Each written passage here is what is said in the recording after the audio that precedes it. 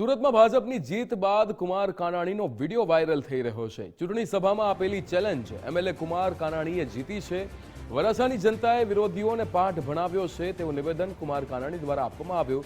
સુરતના પાટીદાર ગઢમાં 10 વર્ષે ભાજપની એન્ટ્રી થઈ છે। વરાછામાં ભાજપે બહુમતી સાથે મોટી જીત મેળવી છે। કુમાર કાનાણીના ભાષણનો વિડિયો સોશિયલ મીડિયામાં વાયરલ થયો હતો।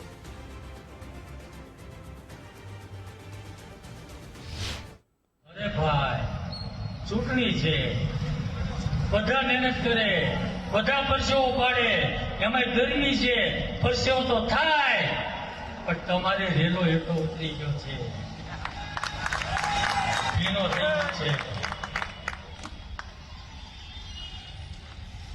તમારે બતાવવાનું છે